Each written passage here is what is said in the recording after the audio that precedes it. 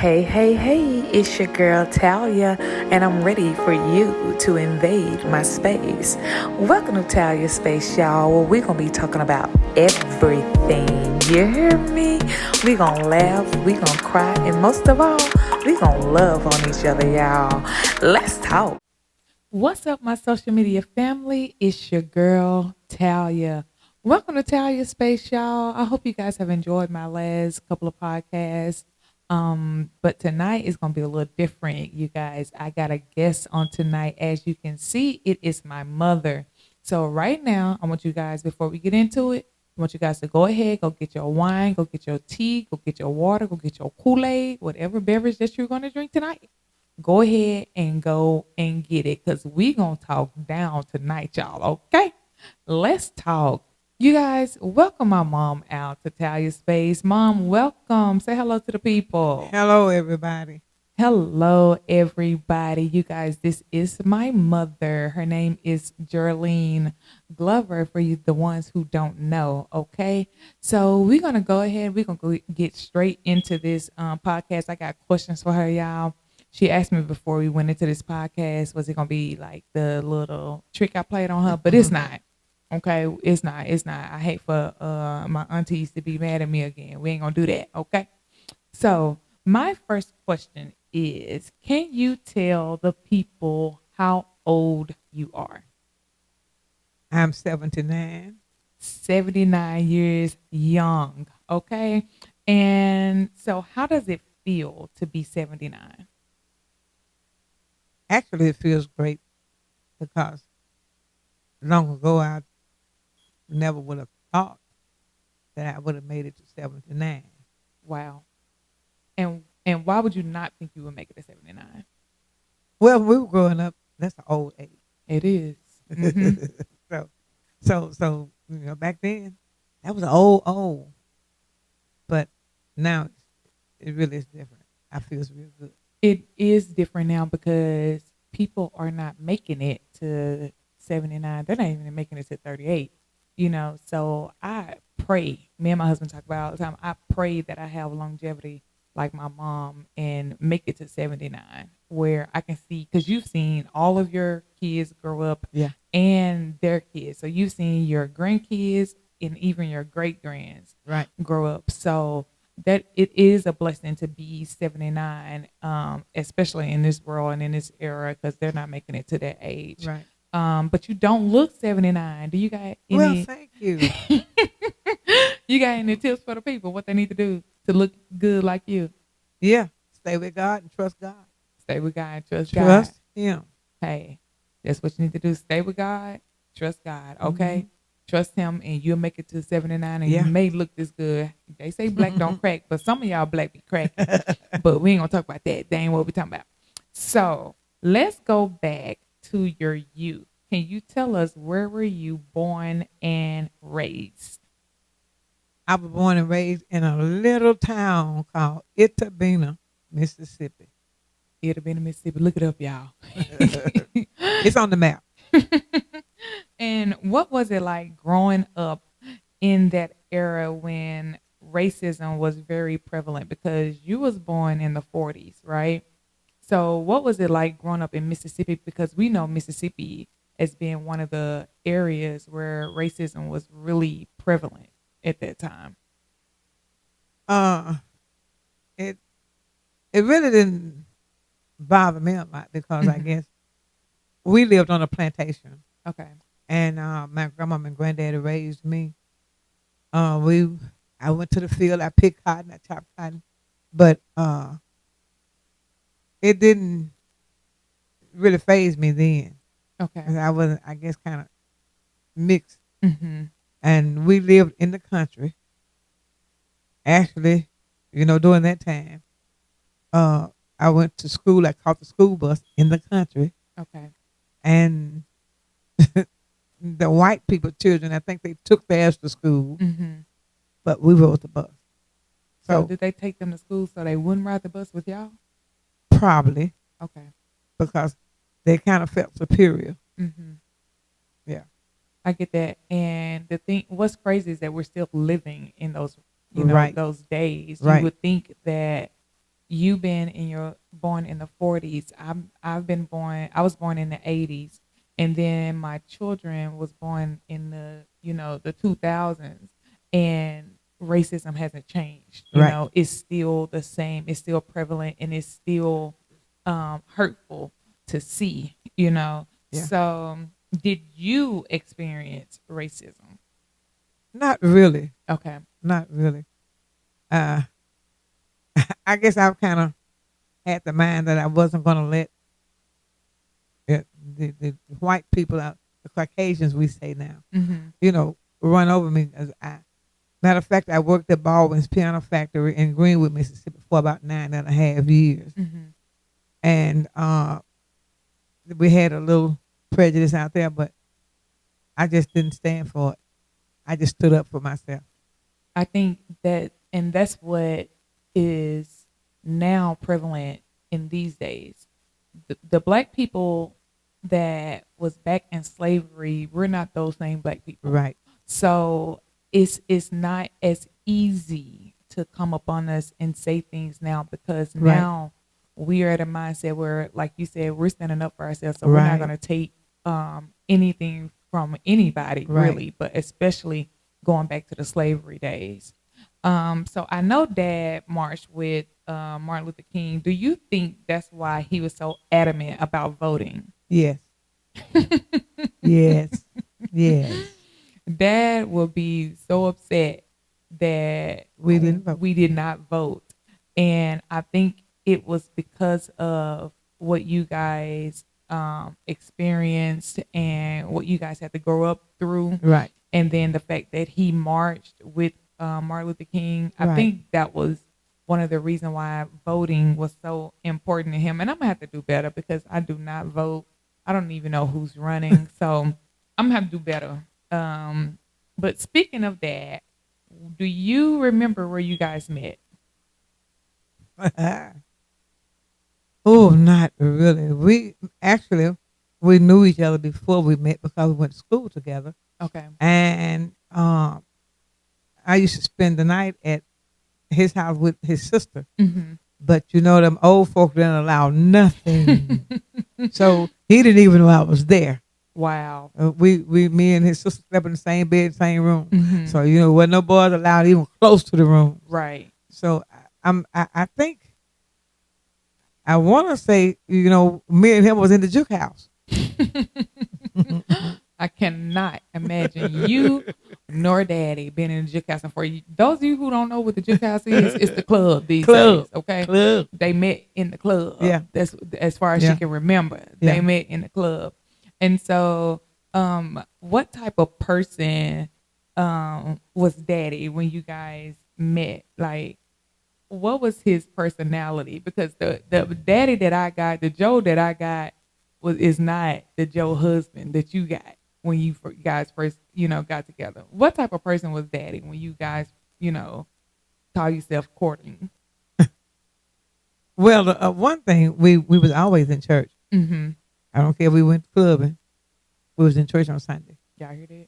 And we, even after we met, we went to church together. Mm-hmm. But he was what we call him, the cool guy.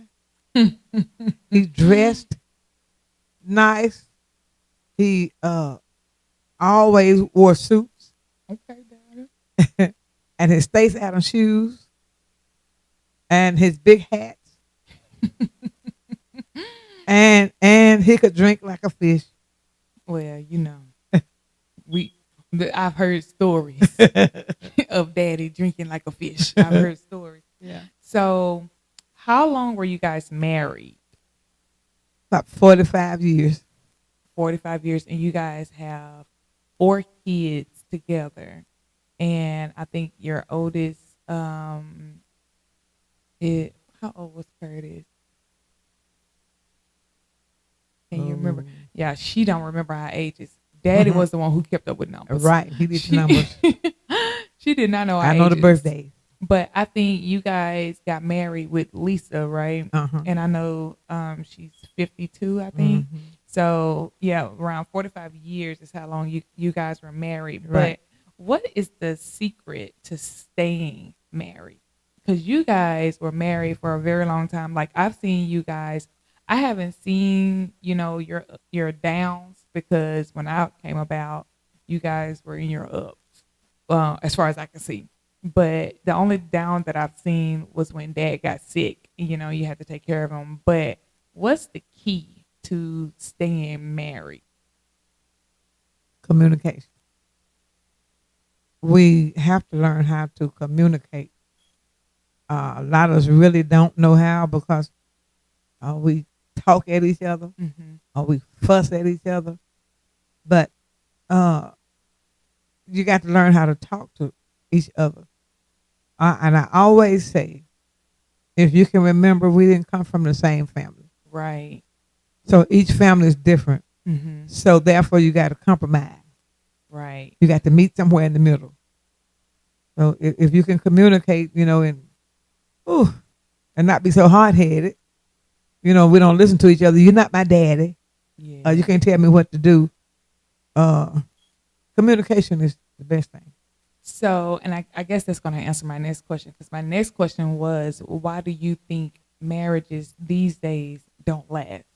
So, would you say is the lack of communication the reason why they're not lasting, or what do you think?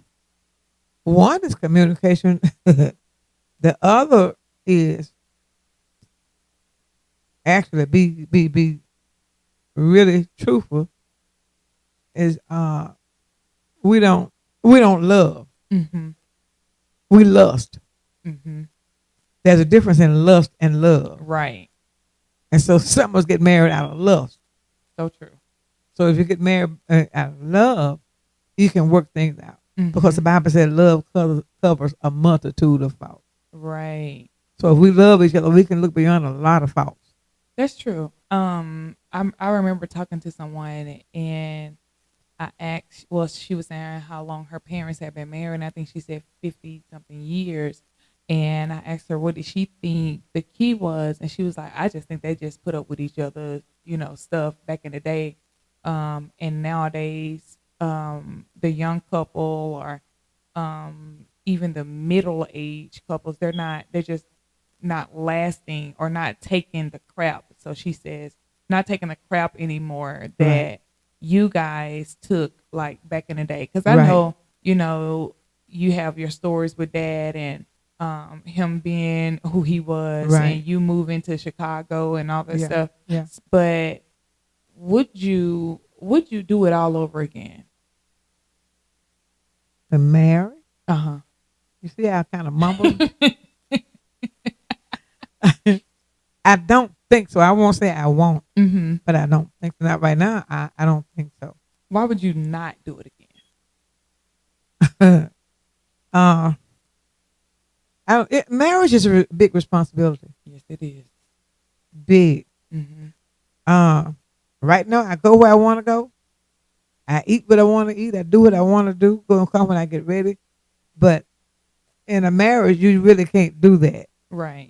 So in so many words now, I'm free now. Mm-hmm. But I have to always remember if I get married, I'm not free anymore. Right. Yeah. We have to satisfy each other. So true. And that's you're going right into my next question. My next question says, I know that you are a widow and that you are 79. So with that being said, do you want to be married again? Again, I don't. I've been saying that no, but Mhm. I'm not going to say no anymore. I'm going to say I don't know. You don't know. So Right if the right now, person came, then you would. right. But You right don't now, I'm think that saying you're no. too old to get married? No. So it doesn't matter what age you are. Right. Y'all hear that? Because I think a lot of women, get to a certain age Yeah. and because they're lonely or they're single or Right. they feel like, well, I'm 40 or I'm 50 or I'm 60 or whatever, that, life is over for them when it comes to finding a spouse or, well, when it comes to a man finding them. Let me put Right. it that way. Right. So, but you're saying it doesn't matter what age you are. If that's something that you seek, then it's still out there and it's still Right. available. Right. Yeah. Okay, y'all hear that? Yeah. So, what would be your age range? What age? What age range that you want? so I can put it out there so they can see. Don't. What my husband said, don't come for me. But probably my age or maybe a couple of years older. We don't want them older. But They need to be a little younger. Nah. No. When No. you get older, they closer to the grave. Yeah. When you get younger, you know they close to the grave too. So 80 or above. Mhm. Y'all hear that? 80 or above with some benefits. Right. Yeah, because we ain't got time for nobody. You know, you took care of daddy for a long time. Right. So Yeah. it's time for somebody to take care of you. Exactly. You've been doing that for a long time. Like Yeah. you've taught me and my sister how to be good wives. Right. You know, to our husbands, because when the Bible says through sickness and health, or does the Bible say through sickness and health? I think it's a marriage vow. Well, the vow says through sickness and health, till death do you part. Yeah. And you really stuck with your vows, because daddy was in a really low place and all he had was you. Right. You know what I'm saying? Because Right. it was just you and him in the house. Now he had his kids too, but Right. it was really just you and him in that house. And so you had to watch him go through his ups and his downs. Right. And you had to, you know, pick him up and clean him and take him Right. to the bathroom Right. and feed him. You did all of that. Yeah. And because you did all of that, it lets me and my sister know, you know, that you stick it out Right. no matter what. Right. You know what I'm saying? Because the shoe could easily been on the other foot, and it could have been you that he was taking care of. You Right. know what I'm saying? Right. And so I do applaud you for being a great wife, because you were that. So let's get into your singing history. When did you start singing? Oh, do gosh. you know? As long as I can remember. I'm not sure. I can remember back when I was maybe a teenager, might not have been that old. Mm-hmm. I started kind of playing piano Okay. and singing at church, you know, with my aunties and my dad and stuff. Mhm. So maybe between 10 and 12, maybe. Okay. So you always going into my next question, girl. It's like you see in the future. So I'm asking, who would you say you got your singing abilities from? Your mother or your father? Both. Both. I never heard grandma sing. The only thing I heard grandma sing is lullabies. Baby. Mama little baby love shortening, mama little Yeah. baby love shortening bread. Yeah. That's the only thing I ever heard grandma sing. I've Yeah. never heard her sing anything else. I wouldn't have known that she could sing. Yeah. Wow. So it was just, you know, evident that you was gonna sing because both parents. And on both sides, yeah, parents and the aunts and the, you know, Okay. on both sides. I Yeah. didn't know that Yeah. with grandma. Well, I didn't. You know, I've never met my grandfather on your Right. side, so I definitely didn't know that he was able to sing. Yeah. Hmm. Yeah. Daddy ain't being ain't shoot. Okay. Okay. And then on my mama's side, you see Aunt Minnie Mm-hmm. and most of her brothers and sisters could sing. Okay. Mhm. Okay. So both sides of the family could sing. Yeah. And I know that you sung with a group called the Archie Singers. Right. What was that like? I loved it. Those that are living is still my sisters and my brothers. I know. Shout out to my Auntie Jeanette and my Yeah. Uncle Milton. Love you guys so Yeah. much. And R.I.P. Auntie Rosie. Yeah. But, you know, I grew up and I didn't get to experience, you know, you singing with the Archie Singers Right. until like later on when you guys would come together and just do stuff. Yeah. But I didn't get to, you know, just really experience that journey because I wasn't born yet. Right. But you guys traveled and everything, right? Right. That is amazing. So how did the Glover Singers come about? Oh, you take me back too many years. I think we just, I guess, started singing together. Okay. More than likely around the house like we usually do. Mm-hmm. And then, all the kids got involved, and we were looking for a musician. We prayed that God would send us a saved musician. Mm-hmm. And in the meantime, we already had one in the house, which was Tony, Okay. and we didn't know it. So Tony practiced, and he started playing, and then it had other people that come in, Mm-hmm. but that's really how we got started. And then you all grew up singing, Right. grew up singing. Right. Yeah, from we laugh when I get with the archer singers because we laugh because Lisa was a little Mhm. girl, what about 4, maybe 5, and she wasn't tall enough for you to see her singing in church. Mm-hmm. And so Milton would stand her on the table and she sing. Oh my God, I can see her now. She sing. She put one hand on her hip and she move and she sing. She still does that. Yeah, and Milton say, "Y'all got to get this baby some money." And people would come up to the table and give her money. And then Tony got jealous because Lisa had some money. That sound like siblings. Yeah. Tony said, "You gonna give me some of that money?" For doing nothing. I said, "You didn't sing." He said, "I'm gonna sing next time." So For the money. yes. So we moved on. So I enjoyed that too. We our family had a really good time together, like we do now every now and then. Now Mhm. we sing together.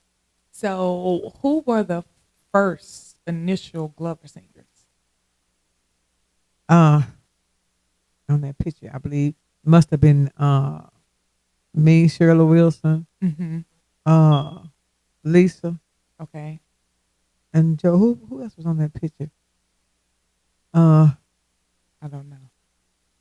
But I think I know the picture you're talking about. yeah, and then I Wilma didn't finally remember came. seeing Uncle Frank on that picture. Oh, but he was the manager.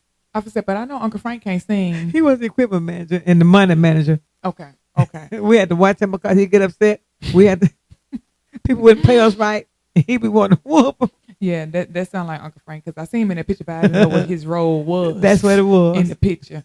And my Aunt Shirley, love you, Aunt Shirley, with her tenor voice. Yes. I came in singing with the Glover Singers. I was first singing with Third Generation because Third Generation is her grandchildren. Right. And because she had me at 40, we're gonna talk about that too. But because she had me at 40, I grew up with my sibling kids. Right. So we would all get together and sing. And then when I started growing up, I became a Glover singer. Right. And it was fun being able to sing with my parents and my sister and Aunt Shirley. Right. I know Tony wasn't there no more because he had, he was married and Right. he didn't stay here anymore.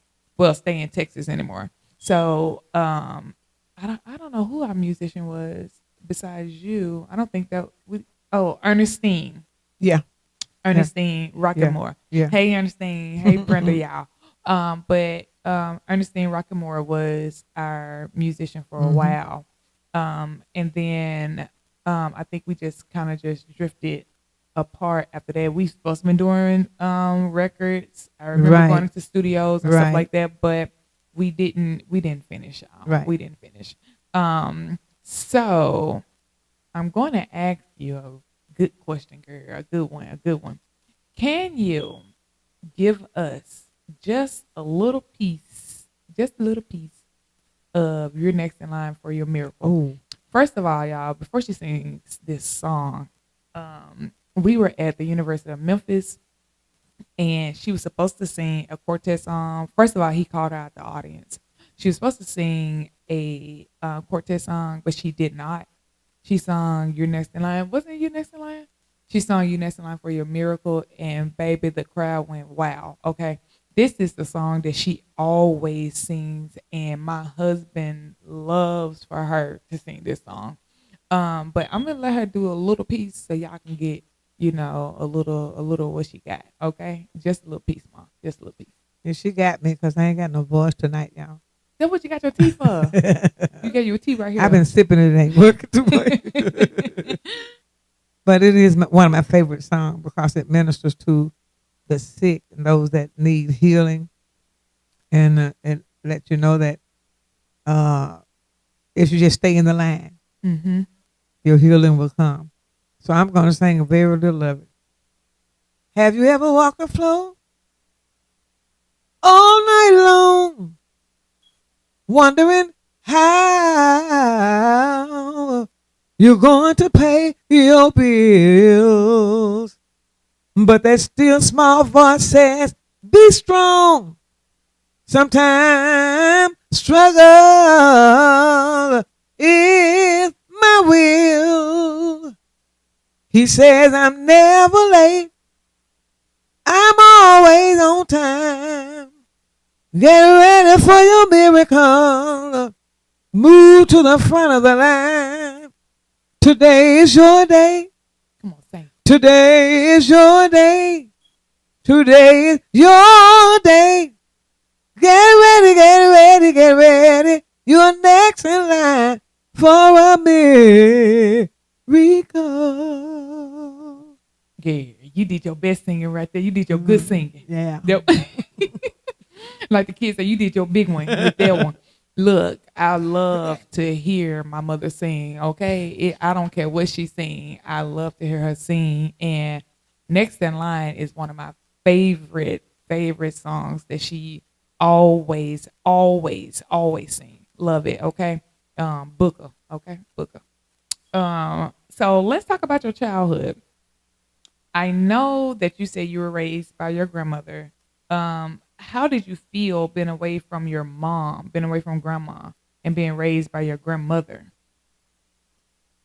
At first it hurt, but then my grandmama she was so good to me, you know. She and my granddaddy. And I was the only child at the house. Oh, so that was real good for you, huh? And then therefore my dad, sisters, they spoiled me. Mm-hmm. I had everything I wanted to wear. And naturally I had what I wanted to eat. So Right. I was good. So, back in the day, they really didn't talk about things like, like this, or didn't confront their parents. Right. But if you had to go back in time, would you have asked her why or no? I probably would have. Yeah. Yeah, I probably would have. Like I said, back in the day, they didn't really talk, Right. to their children, not like this. Right. And I was talking to somebody else, and I was telling them, now me and you are like best friends. Right. But, back in the day, I couldn't talk to you. Right. Not say Right. couldn't, Right. but it wasn't like it is now. Right. You know what I'm saying? Because there were some things I just felt like I couldn't talk about. Yeah. You know what I'm saying? Yeah. And I should have been able to talk to you about it, but I don't know. I guess, I just feel like that's mama. Yeah. You know what I'm saying? And I don't want to talk to her about the stuff that I go through because that's mama. Yeah. And I didn't know if you was going to whoop me. You remember you had put that hole in my leg? I don't remember that. She tells that all the time, y'all, but I don't remember that one. No, but that would have been child abuse. No, but I tried to change it with my girls I don't want them to feel like I'm their friend. Right. But I don't want them to go outside and talk to people when, they have me to talk to. Because you can go outside and talk to people and they give you bad advice. Right. You know what I'm saying? And then you talk to people that want to see you fail. Right. Or want to see you go out there and do something that, could possibly change your life for the worse. Mm-hmm. And so now I'm really grateful for the relationship that I have with you. I mean, let me put a pin here. There was nothing wrong with our relationship. Okay. Right. It was just that back in the day, you just didn't talk to your parents like nowadays. Right. That changed. And so I wish back in the day that I had that mindset to talk to you like I talk to you now. Right. But what I like with you and grandma is that you never knew, like I would have never known that grandma didn't raise you. Right. Because of the relationship that you guys Right. had. You know what I'm saying? It was genuine. Yeah. And you could feel the love in the room with Yeah. grandma and your siblings Yeah. and even Grandpa Joe. You know, so I would have never known that she didn't raise you because of how good you guys' relationship Right. was. Right. And why would you say, your relationship with her was so good, even though she didn't raise you? Because, you have people now where their mothers didn't raise them and their relationship is horrible. Yeah. But your relationship with grandma wasn't like that. The love was still there. Mm-hmm. And I always taught people like my my foster kids. I don't care what you do, you can't change the fact Mm-hmm. that that's your mama. Right. And so I always respected her like that. Mm-hmm. And I knew she loved me, so I don't know what happened, Right. after she and my dad separated. Mm-hmm. But she loved me and she showed love. Right. And maybe she didn't know what to do. Right. Exactly. Yeah. So, and then you have your other siblings, and you guys are close knit as Yeah. well. Yeah. Why do you think you and your siblings are close knit, even though you guys didn't share the same household? Because you teach us as siblings that we're supposed to be close knit and not argue and Right. fight and fuss and stuff like that. Although my siblings are way older than me, Right. you taught us not to do that. So, what would you say the reason behind you and your siblings being so close? Because you guys are close. I don't know. Again, it's the love. Mm-hmm.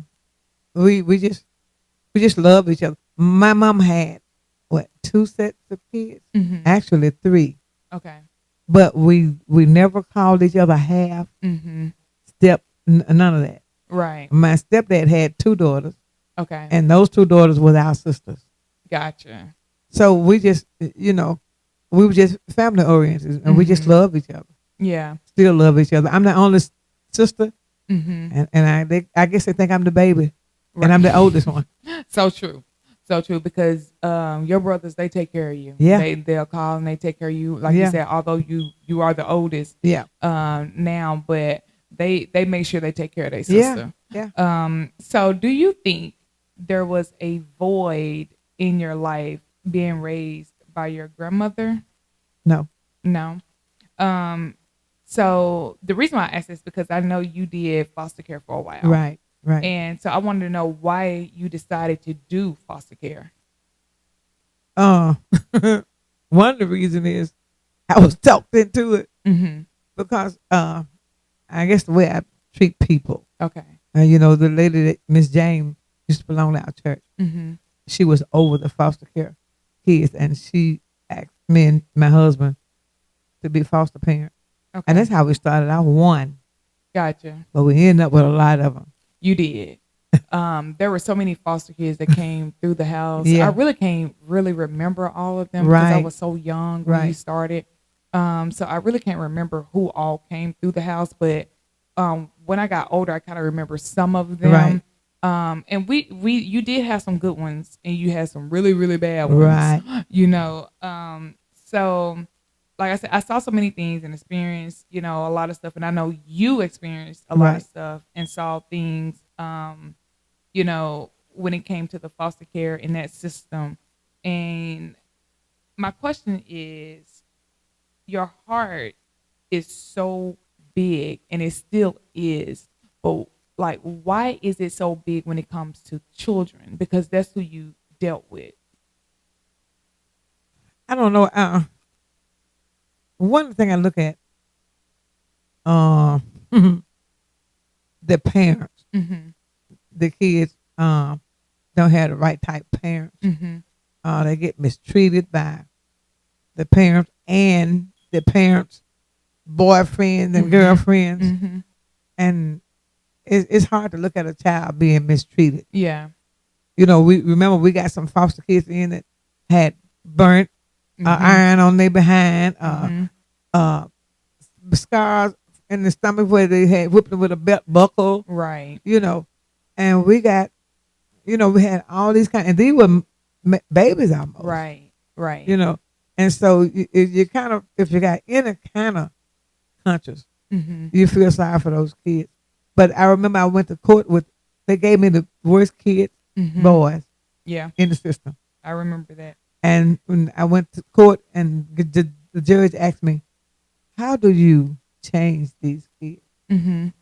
They come in foster care one way, cursing and, clowning and remember I had a rule in my house, you can't curse in my house. Right. And but when we go back to court, he said, how do you do it? I said, one of the things is I got God in my house. Mm-hmm. And the second thing is I show them love. Right. They need love. Absolutely. They will completely change. Absolutely. And I agree to that. And I think that's what's wrong with our world today. And the kids that's growing up in this world. Right. A lack of love. That's one thing. And a lack of attention. Right. From their parents Right. or from who's ever raising them or whatever, and then they go and seek that love and attention In elsewhere. the wrong place. Yeah. So I agree with that. It was just, I guess it was kind of difficult to see because I saw a lot Yeah. happen with you and with you, getting mistreated and Right. stuff like that. Right. But you are a very, very strong woman. Like I'm gonna go ahead and say that.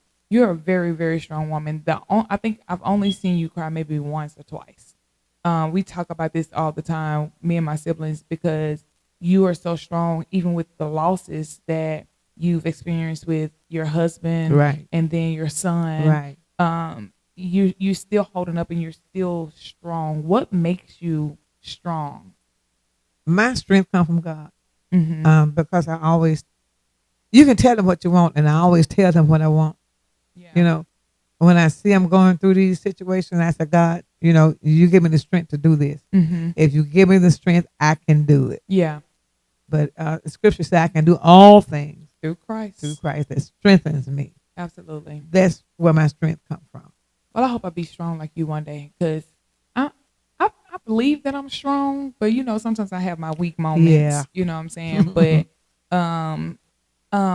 we're going to get into the last part of my podcast, and the last thing I want to ask you, I want you, and I don't want you to think hard on it, okay?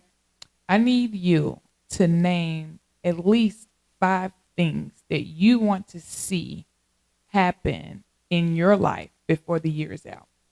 We're in October. You're right. That's short. We're in October. Oh.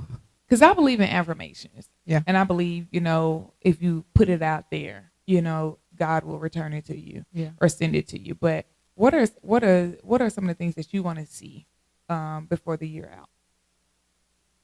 Oh, that's kind of hard because You're not supposed to think about it. the reason it's hard because you all treat me so. That's true. My children takes care of me, We so do. I can't want for too much. So true. So Yeah, true. y'all don't let me want for nothing. Yeah. So that's why I say it's kind of hard. But I don't know. One of the things I pray that my health continue Mm-hmm. or even get better. Mm-hmm. The other thing is I want to be able to spend more time with my children, like go to Lisa's and spend time, and go to Tony and spend Mhm. time. Just go, Yeah. and spend more time with them. That's true. I don't know what the other 3 could be. I don't know. Because like I said, I'm doing good. Mm-hmm. I'm doing So if good. there's something that you could change, what would it be? I don't know. I don't need to change much. Well, not with you. Let's say in this world, if there's something that you could change in this world right now, what would that be? See, people love more. Yeah. That's the biggest thing. Mm-hmm. I think if they love more, it wouldn't be all this killing. I agree. It's Yeah. too much killing. It's funny why I say it, but I have people laughing. I say, when Jesus come back, ain't gonna be nobody for him to come back for. So true. Because they true. killing up folks, everybody gonna be gone. Yeah. You That's know. so true. So if we had more love in the world, Mm-hmm. it would be a better world. So you guys hear that? If we had more love in the world, it would be a better Yeah. world. You know what I'm saying? And Yeah. I totally agree with that. I hope you guys enjoyed tonight podcast because I really did. Okay. And if you did, let me know that you did. Okay. We're going to start having guests on here every week. And y'all know how it goes down Monday night at 8 p.m. I need you guys to tune in. Okay. We love you guys and thank you guys for joining Talia Space. Love you. Bye Good bye. night.